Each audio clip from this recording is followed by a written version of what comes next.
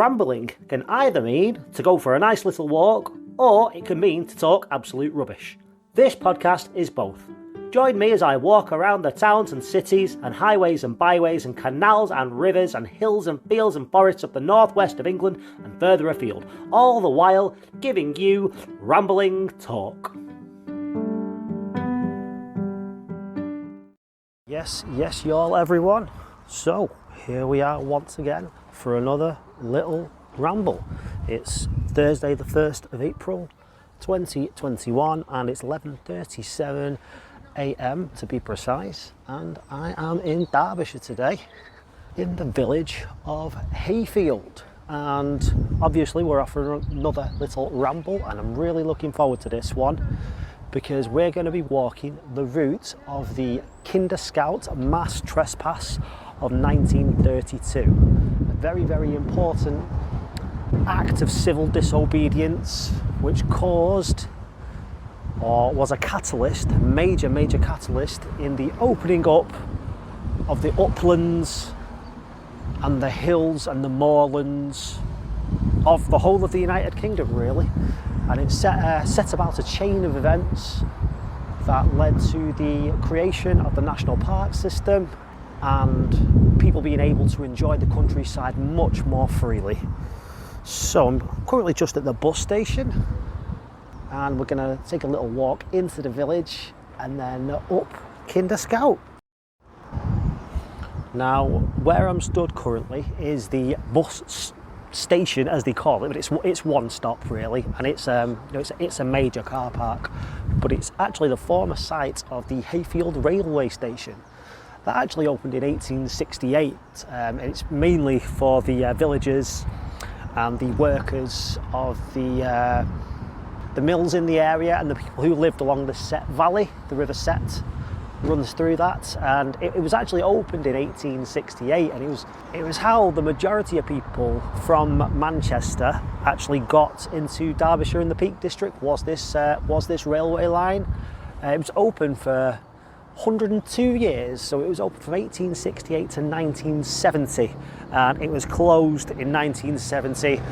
Government cutbacks, basically. They said everybody's got a car now, so we don't really need the railway line, which is a little bit short-sighted because not everybody does own a car.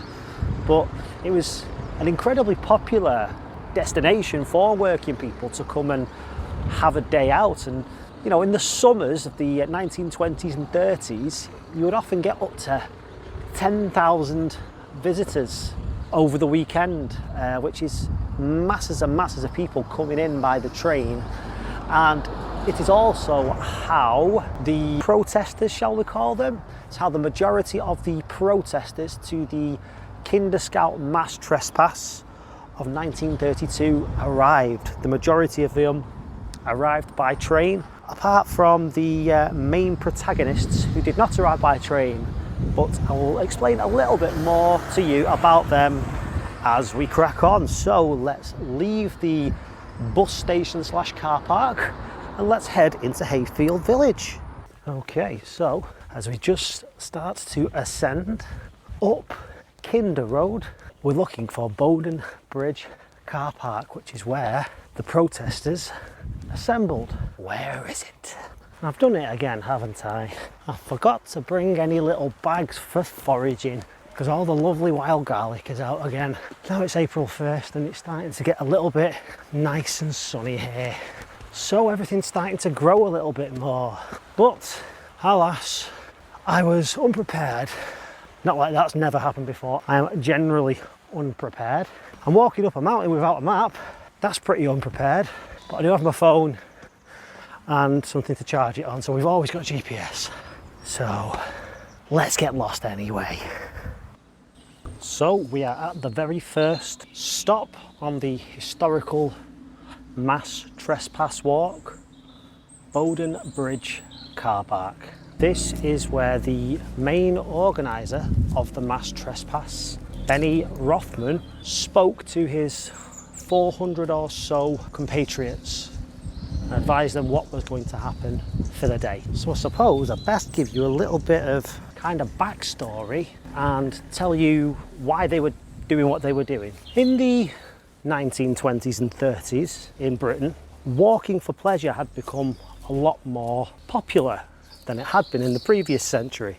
In the previous century it did happen, but it was mainly the pastime of the wealthy. But as we got into the 20s and 30s, rail travel and bus travel started to become a lot more affordable. So ordinary working people could travel to the Peak District quite easily now, and for not too much money. Before that, railways were very expensive. What also began to happen was people got a lot more leisure time.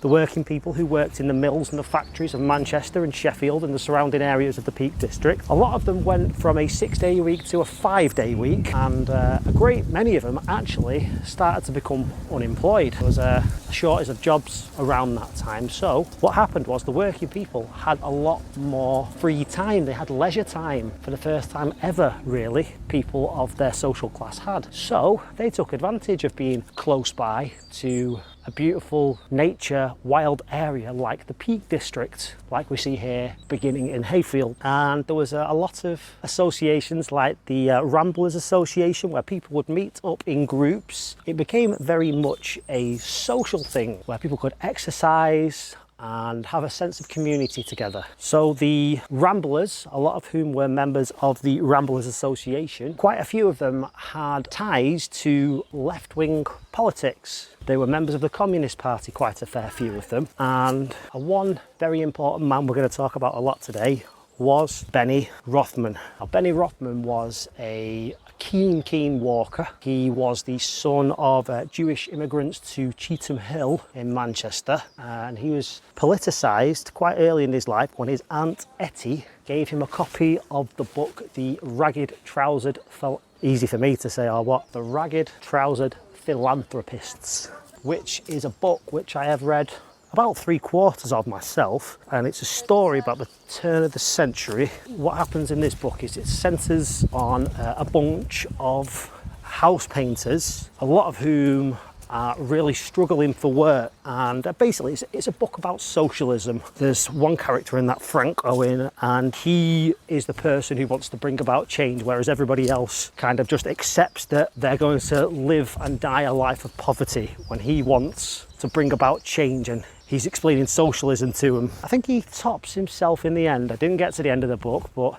anyway, legendary book. So Benny Rothman got given a copy of this book and was politicised and became a member of the Communist Party because he didn't see it fair that, you know, the people who owned everything made all the money when the people who did the actual work made very little of that. So he became involved in the Communist Party, and Benny Rothman was actually fired from his job. He was an errand boy for the motor trade, and he was fired from his job for selling copies of the Daily Worker, the socialist newspaper, and was actually fired for his political views. So legend has it that he had no money after he lost his job, so he found an old bike from scrap, did it up, and then he used to cycle from Manchester to Hayfield and Edale and areas like that and begin to explore the Peak District. He became a member of the Ramblers Association, and he became a member of the British Workers' Sports Federation, which, with its ties to left-wing politics, its main focus was ensuring that the working people, the working classes, had enough equipment and facilities for sports. He saw sports as a very important thing for health and community, and obviously walking falls upon that umbrella. He was a keen walker himself. But anyway, I digress. A bunch of friends of Benny Rothman went hiking up on Bleak Low near Glossop with a bunch of their friends from London, and they were actually chased off the moorland by gamekeepers. So the uplands and some of the lowlands as well were basically closed off to the working classes who wanted to go out and hike for relaxation after a hard week in the mills. But due to the wealthy landowners converting these areas into walled-in grouse moors, the ordinary people were not allowed on these areas of land. And these areas of land weren't used very often. They were only used for a couple of weeks a year, really, for shooting season. And the only way that the ordinary person could get access to it would be for filling out an application and giving them £10, which was a lot of money in the 30s. So these friends of Benny Rothman's who were up on Bleak Low were chased off by gamekeepers, and Benny had had enough. He wasn't going to stand for it any longer. The working classes demanded access to the most beautiful areas of countryside that this country has to offer. So he organised, he rallied all his friends and friends from the surrounding areas and planned to commit an act of mass trespass. And they met here at Bowden Bridge car park in Hayfield. The majority of them came on the train. Benny himself actually cycled to nearby Roworth, which is a village which is near Mellor, and camped over there for the night and then headed here in the morning on bicycle because he didn't want to be arrested, or he didn't want to be arrested prior to the walk starting. Ooh, look at that. A little poem that I've just found on a bench. Go on, let's read it out. As I trudge through the peat at a pace so slow, there is time to remember the debt we owe to the kinder trespass and the rights they did seek, allowing us freely to ramble the dark peak. So without these boys, you wouldn't have been able to even get anywhere near the top of the Kinder Plateau.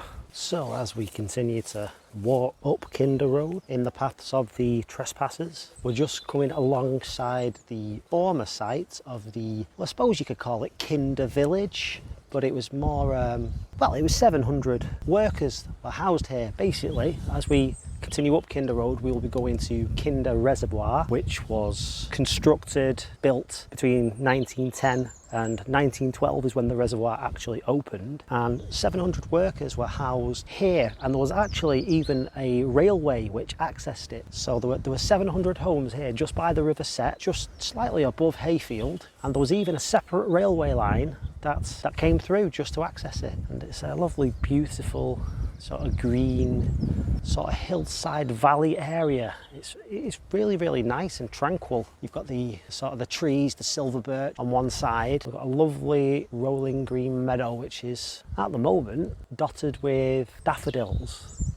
So it looks actually like it would be a very nice place to live if you were a navvy building a reservoir, but who knows, you know, maybe it was rife with disease. I'm speculating, obviously, I have no bloody idea, but you know what, I wouldn't mind living in this little valley here. Very beautiful, very tranquil. As the road continues to climb here, it's starting to narrow a little bit, and I'm just getting visions of 400 or so men, young men, working class men, very much like myself, who believed in a common cause, all starting to get pumped and fired up right now, because they knew that the gamekeepers were waiting for them as soon as they left the trail, the right of way, which was already there. There was a right of way, but you had to stay to that right of way, a single path up the mountain. You couldn't deviate and explore, and I could just picture this big group of like-minded people just thinking, you know what, I'm not standing for it anymore. We are gonna break the rules. That's what we're gonna do. We're gonna break the rules, and we're gonna tell everyone that we're gonna break the rules. We're actually gonna publicise it so that people hear about this and do something about it. And people would hear about it. The police already knew about it. That is why Benny Rothman camped out at Roworth. He camped out at Roworth so that he wouldn't be arrested prior to the trespass taking place. And people actually heard about it through the press secretary of the Young Communists, a young lad by the name of Jimmy Miller. Now, I doubt you'll recognise that name, Jimmy Miller, because he was actually known not long after that and throughout his entire life until his death as Ewan MacColl, the famous folk singer, activist, theatre practitioner, but mainly known as a singer-songwriter who helped the folk boom of the 1950s, but he first started writing songs of any note in the 1930s. You will probably know Ewan MacColl, if none of that is jogging your memory. Ewan MacColl wrote the very famous song, which has been covered by so many, Dirty Old Town, probably most famously covered by the Pogue. And a great deal of people to this day still think that that song is an Irish song about Dublin, and it's not. It's a song about Salford. And Jimmy Miller, as he was known at the time, was the press secretary for the mass trespass, and he was involved in printing out flyers and handing them out to people and getting word to people on the other side of the Pennines in Sheffield. So he made absolutely sure everybody knew this was going to happen. Oh, and for those of you that somehow do not know the song Dirty Old Town, you've got to know Fairy Tale of New York by Shane MacGowan and Kirsty MacColl. Now, Kirsty MacColl was the daughter of folk singer Ewan MacColl. At the sheep wash, yo, yo, whoa, whoa, take you to the sheep wash, yeah. Gonna wash your sheep now, baby, sheep wash. Whoa, whoa, whoa, whoa, take you to the sheep wash, yeah. So, we're just at Booth Sheep Wash, which is where, believe it or not, sheep were washed. We've got a lovely little plaque in front of me here because I didn't know sod all about the sheep wash, but the lovely people of the Peak District National Park Authority and United Utilities and Local Heritage Initiative have given us a lovely plaque, so let's give it a read out loud. This sheep wash was constructed on land supplied by Mr. James Watts, who owned Booth Farm. It was built to replace one lost further up the valley when Kinder Reservoir was constructed between 1900 and 1910 and the valley flooded. So sheep would have been gathered in May from the western side of Kinder Scout and then taken to holding pens where there could be as many as 500 sheep. The sheep washing was a big social occasion with the shepherds and farmers coming together to wash their sheep. The wives and families would also be involved in providing drink and food to sustain them, as the sheep washing would take days to complete. That's hilarious. So sheep washing was actually a social event. All the local farmers would get their hundreds of sheep in their pens and they would wash sheep together, and by the sounds of it, eat scran and get pissed up. It's an interesting social occasion, washing sheep, but you know, there's not as much to do in the countryside, is there? So, in September, the sheep would be gathered again and the lambs would be weaned from their mothers. The farmers and shepherds would manufacture their own sheep dip using soft soap and creosote. This would be mixed and boiled and used to kill. Lice. Wow, they used to fucking put creosote on the sheep. Can't have been good for them. Good for their skin. But no, actually, they've probably got tough skin, haven't they? I mean, they're being sheared all the time with those big sharp-ass shears. Just creosote, though, that's mad. I have a theory. There's nothing to back it up. I tried to have a look on their website, but I couldn't find anything to back it up. But you know the outdoor wear Trespass? I reckon that is inspired by the mass trespass of 1932, because these were people that were campaigning for the right to roam in the outdoors, and Trespass is an outdoor clothing brand, so it's just got to be. I'll do a little bit more research when I get in, but even if I can't find anything to back that up, I reckon if you just told people that that was fact, they wouldn't question it. So yeah, just tell people. The clothing brand Trespass is named after the 1932 Kinder mass trespass, and by wearing it, you're supporting the right to roam on the uplands and moors. So yeah, just tell people. It's fine, they won't check. So as we just climb to the first overlooking point of the Kinder Reservoir, there's like a low cloud just coming in, unfortunately, so we can't actually see the tops of the peaks at the moment, which is a damn shame. But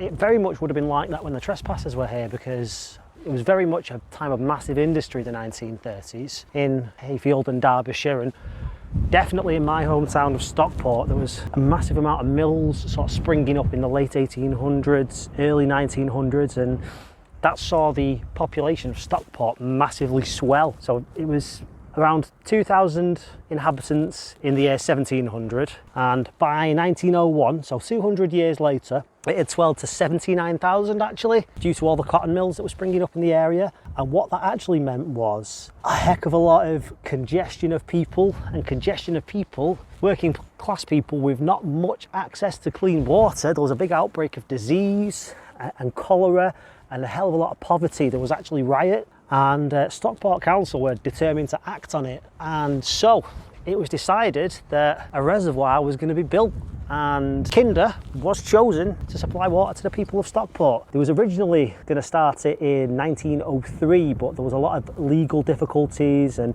problems geologically, and it was in 1908 that the plans actually started to go through, and in 1910 that it started being built, and in 1912 that it was completed. So, you know, the people of Stockport were then supplied with more clean water, and with more clean water that means less disease, so it's definitely better for the residents of Stockport. But it did mean loss of farmland for Hayfield, unfortunately, and more disruption, because as I mentioned before, they had the steam locomotive which was used to transport the 700 or so workers that were working on building the reservoir.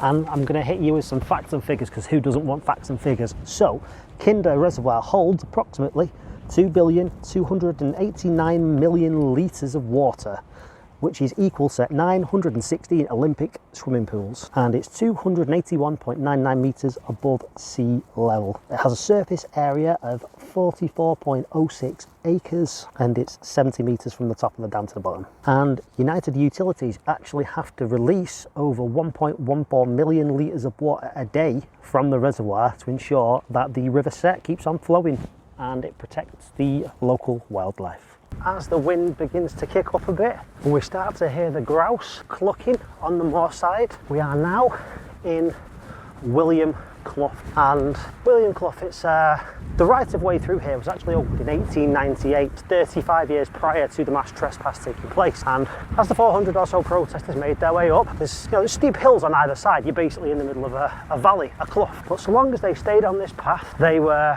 not breaking any rules whatsoever. But as they continued to get up this path, and they knew it was going to happen, they were met with a row of gamekeepers and people in the employ of the Duke of Devonshire, which is the person who owned a mountain, who owned Kinder Scout somehow, because obviously he had it as grouse shooting land, and he actually made a fair bit of money off it because people who could afford it paid him to come and shoot on the grouse land. But the thing is, the thing that really pissed off a lot of the working class people who walked for leisure and pleasure and relaxation is they only hunted about 2 weeks out of the year, and the rest of the year it was just closed off, and we're talking, you know, dozens of square miles of beautiful countryside. I mean, I'm going to have to stop and take a couple of pictures because it is beautiful. But like I said, there's steep embankments either side, and as they continued to climb up William Clough, they were met by this army of gamekeepers. And on a signal, on a whistle, what they all did was they all broke off and went up the sides of the embankments and were obviously converged upon by the gamekeepers physically. Now, trespass, even though it was, you know, a public order offence, it wasn't actually a crime. You couldn't be prosecuted with it. But when the gamekeepers advanced on the civil disobedience protesters, whatever you want to call them, people trying to bring about change, they had to defend themselves and physically make their way through. And you know, not all of the group, you know, a great deal of them were reprimanded by the gamekeepers and people in their employ, but a great number, including ringleader Benny Rothman, made their way through and continued up the mountain. Now, as they walked up this mountain and they saw this band of gamekeepers staring at them, and I've got to imagine that these gamekeepers have got to have sticks and stuff, maybe even guns. I don't know, I am speculating. There were no pictures, obviously. I wonder if they had guns. Nobody was shot, so once again, pure speculation. But the point I'm trying to make is, as soon as they saw that gang of wardens and gamekeepers, they knew shit was going down. Even though trespassing itself is not a crime, they knew as soon as they saw those people, shit was going to go down. The blood must have been pumping, the heart must have been in the chest, the adrenaline must have been going. It sounds exciting, I think. I mean, I've never protested anything. I mean, I may well have done on social media, but I've never physically gone to a protest and been around that many like-minded people. It must be a buzz. I mean, when you truly believe that you are fighting for what is right. I've always said I wanted to go on a protest, but I don't know. I was like, I couldn't find anyone to go with. But if you believe in that cause and you go down, you're going to find like-minded people there and probably make friends. Protesting is a bit of a thorny issue at the moment with COVID still happening. But I can understand why people are against people protesting during the times of COVID, but if it's something that's really important, like the Sarah Everard stuff, young girl who was kidnapped and murdered, like, I believe that those women and those men who went there to protest that in London were fully within their right to do so. And it seemed like, from what I saw, the coppers were being heavy-handed. But it's a really, really difficult one. I mean, I am the eternal fence sitter on everything. Even if I do strongly really believe in something, I do my best to try and see it from other people's point of view. But I suppose at some point, some people has to be wrong.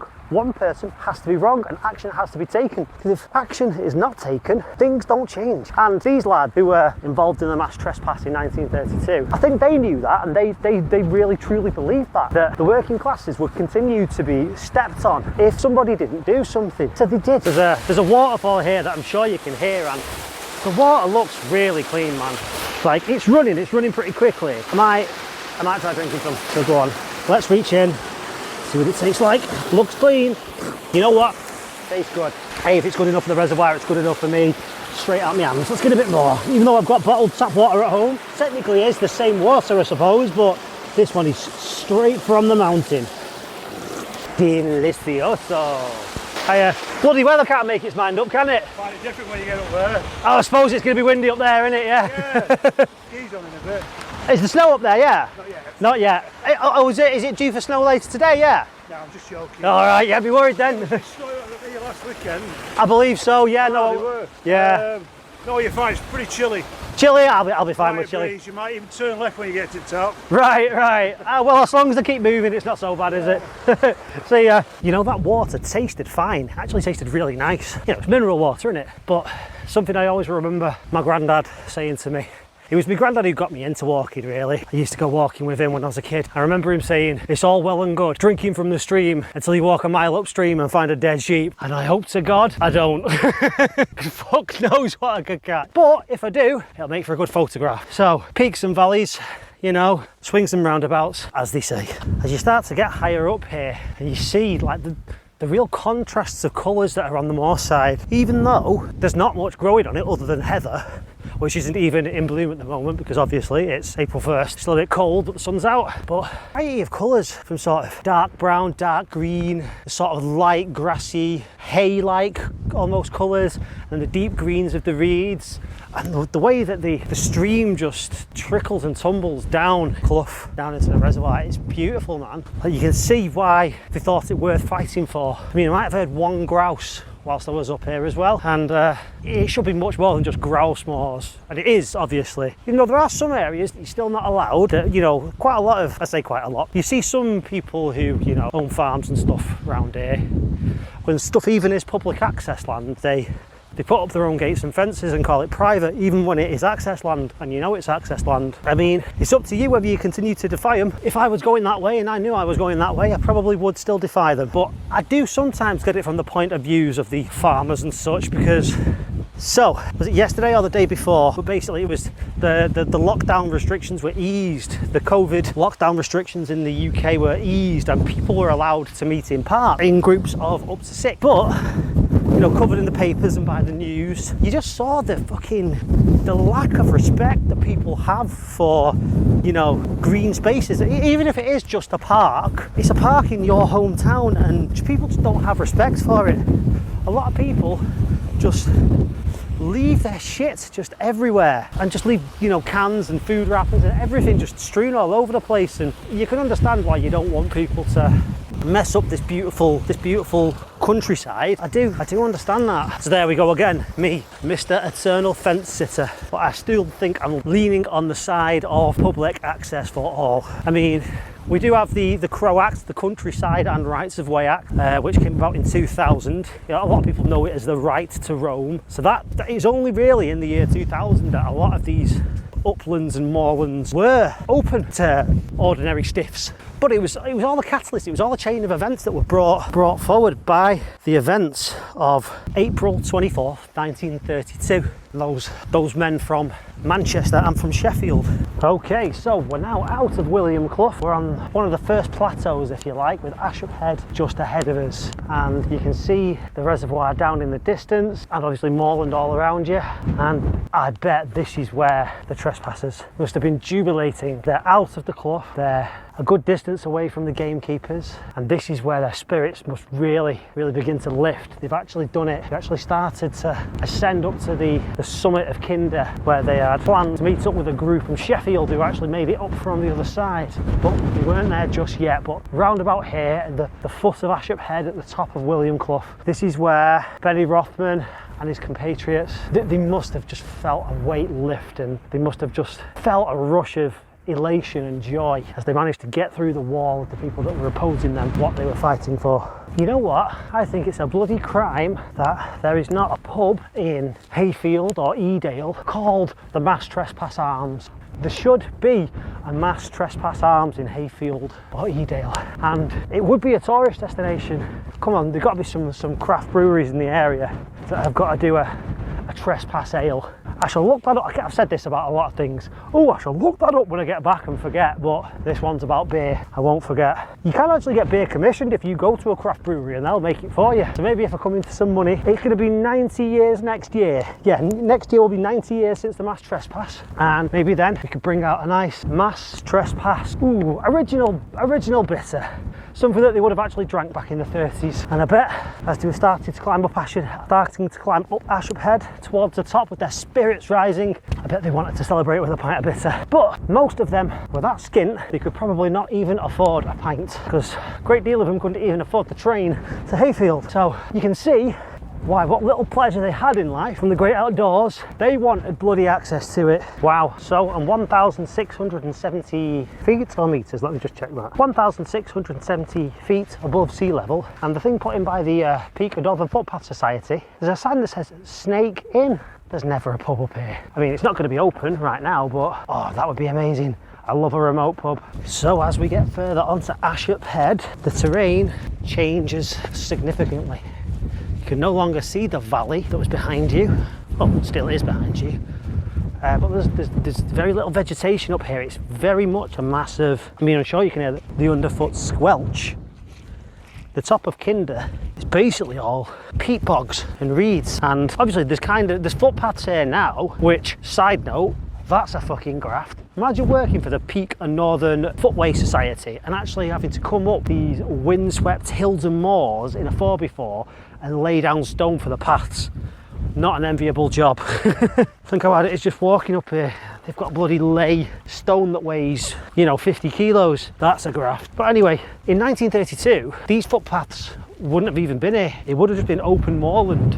So navigation would have been even harder. But they managed to find the group from Sheffield who climbed up from the other side, and this is where they kind of celebrated a little bit, you know, swapped war stories, told them about the scuffle with the bailiffs and the wardens, and, you know, just revelled in what they'd done for a minute, and then actually began the descent back down Kinder, see what met them at the bottom. Busting for a pee. But we're not on the canal with lots of people on it today. We are on open moorland. So I'm going to do what Arthur Wainwright always used to do, the famous person who wrote the walking books, Wainwright's Walks. Apparently he was a bit of a loner and he liked peace and quiet. So when he saw somebody approaching him, he used to pretend to have a piss so that no one looked at him and he was left alone. There's a little tip for you. If you're ever out for a little bit of solitude on the moors, you see people coming and you don't want the, hiya, hello. You know, it's kind of very much the countryside way, isn't it? People don't do it in towns and cities because there's that many people, but, you know, when you pass people on a hillside, you say hello to pretty much everybody, but if you don't want to, just get your knob out. Or if you're a lady, just squat where you are. Don't think anybody will bother you then. Has anyone actually ate grouse before? Like, all this beefing is basically because the posh knobs wanted to shoot grouse. And I'm pretty sure I've ate pheasant before and pigeon, but even in a country pub, I don't think I've ever actually seen grouse on the menu. I mean, I've drank famous grouse whiskey, but is it worth it? All this pissing around over grouse moors. Is grouse even that tasty? I need someone to let me know whether grouse is even nice. Pheasant's quite nice, you know, it's gamey poultry, innit? But someone tell me where I can get grouse if they know, because I'm not going shooting it myself. Fuck that, that's right, ball ache. Yeah, maybe I will. I mean, no one's going to invite me. But if somebody did want to invite me grouse shooting, yeah, I'd come, why not? But let me know where I can eat grouse and what recipes I can make with it. Yes, I can see it. I can see what looks like a marker, trig point type thing for all intents and purposes, the summit. Kinder Low is kind of almost the summit, 633 metres. If you really want to go jumping out across non-specific moors where there's nothing there, you can elevate yourself another 3 metres to find the actual summit. But there's no views from there because we've already been walking on the plateau for a while. The actual highest point is not impressive, it's just moorland. But I can see what looks like a trig point up ahead. So at this point, I may as well tell you where Kinder Scout got its name from. It's basically named after it. There was a German children's outward bound team, and one of the German children was off the edge of the cliff and fell down to his death and died, so that's why they called it Kinder Scout. It's child scout in German. You didn't actually believe that, did you? That was absolute bollocks and bullshit. So, but if you tell people that once again, I think they'll believe you. No. Kinder, Kinder low, Kinder low, Kinder, Kinder low, highest point. So, it's only downhill from here, isn't it? You know, technically. So let's crack on, let's get down, and you know, very soon, Benny Rothman and his gang, Benny and the Jets I'll call him, Benny and the Jets will start getting picked off by police as they get back towards Hayfield. But yeah, so how high up are we even? 2,077 feet, which is 633 metres. This must have been made by an English person, this application, View Ranger, because it says 633 metres on the map, but then the elevations in feet. Can't just pick one, it has to be bloody imperial and metric combined. But anywho, let's stop chatting shit, let's get down this mountain. So, as I said, Benny and the Jets began to get picked off by the police as they descended down Kinder back into Hayfield. But trespass isn't actually a crime in the United Kingdom. You're not supposed to do it, but it's not actually something that you can get prosecuted for. So, the Duke of Devonshire pressed charges for a fray, which I think is kind of almost like a sort of common assault kind of thing. Basically, he said that, you know, they assaulted his gamekeeper, but they attest that they were just defending themselves. But the other charges that they got pressed on them was riotous assembly. So a bit of unlawful gathering of people, basically saying that they were there to cause a riot and cause trouble, when they always attested it was a peaceful protest. But nevertheless, 6 men were arrested and charged, and they served between 2 and 6 months maximum. I believe Benny Rothman himself faced 2 months in prison, and would you believe it, the people that were on the jury were consisted of majors, generals and wealthy landowners. How was that for a trial of your peers? Not at all. So yep, he spent time in jail literally for 2 months for walking on a mountain. Bloody ridiculous, and everybody else thought it bloody ridiculous as well, because you know what, he got exactly what he wanted: publicity. He got coverage from the media. It was, you know, it was all over the local and the national news, and it was a big story, and word got out, and that was what he wanted more than anything. He wanted to get the word out that this was not on, and the fact that he's facing 2 months in prison for literally going for a walk got the eyes on his message that he wanted, got the ears on his message that he wanted. And even though it immediately wasn't a catalyst for the likes of the national parks opening up, I mean, that didn't happen until 1949. The National Parks Society was founded, and the first national park opening being obviously the Peak District, which was the first ever national park, was opened to the public in 1951. But just the fact that he got his message heard, there began to be many more demonstrations all over the Peak District, and there was actually an access rally held at Winnett's Pass, which is not far from here in the Peak District, that attracted 10,000 people to attend, to bring some voice to the working class people who wanted access to countryside that doesn't belong to anybody. That was what they attested. How could a man, person, a family owns something that has been there forever? It's ridiculous. And you know, 10,000 people agreed, but not everybody agreed. Would you believe it? The Ramblers Association themselves distanced themselves from the trespass. They weren't comfortable with the ties to communism and, you know, kind of the way they were going about it, I suppose, really, by breaking the law, causing, you know, public disturbance. And he distanced himself from it for decades and decades. The head of the Ramblers Association, Tom Stevenson, wanted absolutely nothing to do with it for a very long time.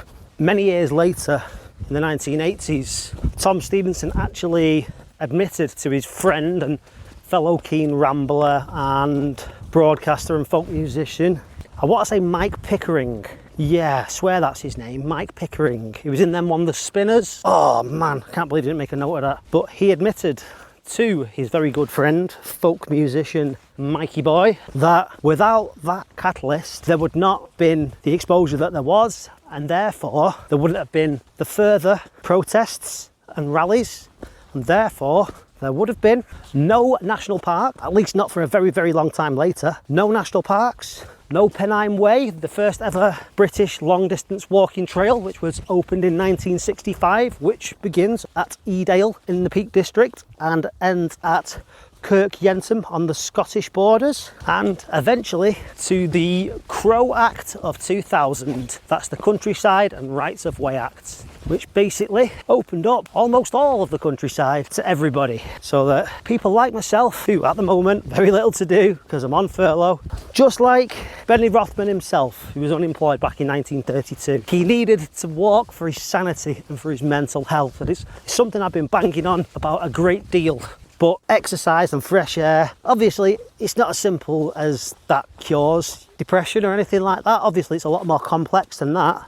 But from a personal point of view, I have found that upping your exercise and your fresh air and your access to nature definitely decreases my depression when it comes on, and it is thanks to those men. There were no women, unfortunately. It was still the 30s. I don't believe women were actually allowed in the Ramblers Association, but times have moved on, thankfully. But thanks to those men, we can now wander around this wondrous countryside and connect with the hills and connect with wildlife. Sorry, the sun's come out and it's making me smile. It was bloody windy on the top there, but it's a lot less windy now, and the sun is on my face and the hills are in front of me. I believe I'm just in an area called Stony Brook. Let's just have a look on the old mappy map. Stony Ford, we're just coming up to Oaken Clough, and basically I need to start getting a stomp on because it's 4:45. So let's get a stomp on, and look at that colour change. Getting off the sort of sandy yellows and browns of the moorland, and now we're on to nice green grassland. Look at that. And the picture's going to come up now. 1, 2, 3, boom! That is obviously just for the people who watch the YouTube one. But just imagine in your head when I went 1, 2, 3, boom, that a lovely verdant green rolling hillside. Just close your eyes and just imagine the green hillside. Just think green. Right, so I lost the path a tiny little bit and I've found a way back to it, but it says agricultural access only. But in the spirit of today, I'm going to go this way because it's in the spirit of the mass trespass. Well, as much as I wanted to honour the mass trespassers of 1932, it seems I couldn't actually really get through that National Trust sheep farm, even though I did walk through it. There was a high fence which I couldn't get over, well, not without attracting attention anyway. I did see a bin full of dead sheep. That was pretty grim.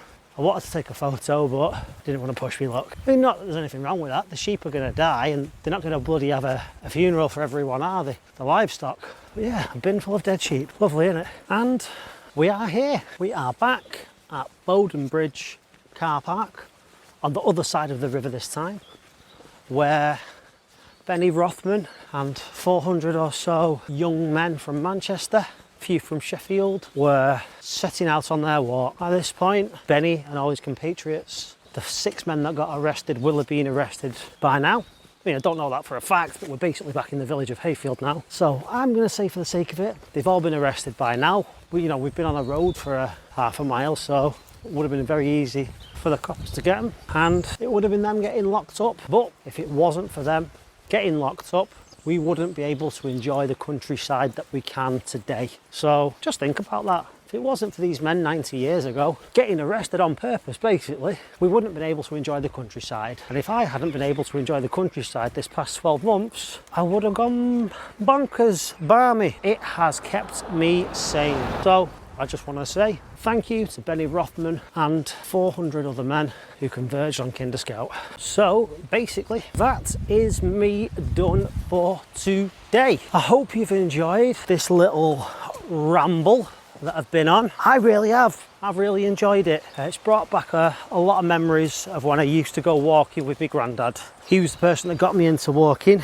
So let's just do it. I will dedicate this one to the memory of my grandfather, Bernard Brown, without whom I would probably never be into hiking and walking in the countryside. I have fond memories of when I used to go walking with my granddad, and he used to sing Ewan MacColl's The Manchester Rambler. So I think that would be a perfect note to end on. So here we go. I'm sorry.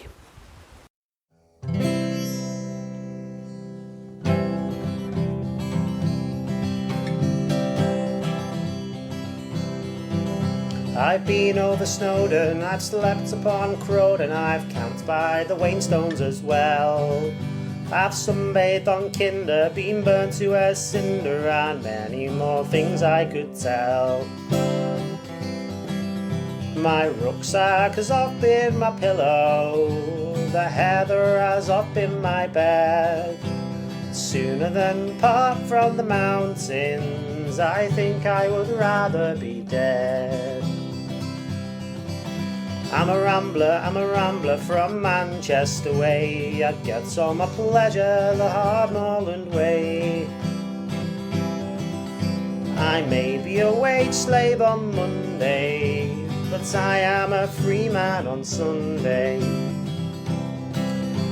The day was just ending as I was descending down Grinsbrook just by Uppertor, when a voice cried, "Hey you!" in that way keepers do. He'd the worst face that ever I saw. The things that he said were unpleasant. In the teeth of his fury I said, "Sooner than part from the mountains, I think I would rather be dead." I'm a rambler from Manchester way, I get all my pleasure the hard moorland way. I may be a wage slave on Monday, but I'll be a free man on Sunday. He called me a louse and said, "Think of the grouse." Well, I thought, but I still couldn't see why all Kinder scouts and the moors round about couldn't take both the poor grouse and me. He said, "All of this land is my master's." At that I stood shaking my head. No man has the right to own mountains any more than the deep ocean bed. I'm a rambler from Manchester way, I get all my pleasure the hard moorland way. I may be a wage slave on Monday, but I'll be a free man on Sunday. I once loved a maid, a spot welder by trade. She was fair as the rowan in bloom, and the bloom of her eye watched the blue moorland sky, and I wooed her from April till June. On the day that we should have been married, I went for a ramble instead. For sooner than part from the mountains, I think I would rather be dead.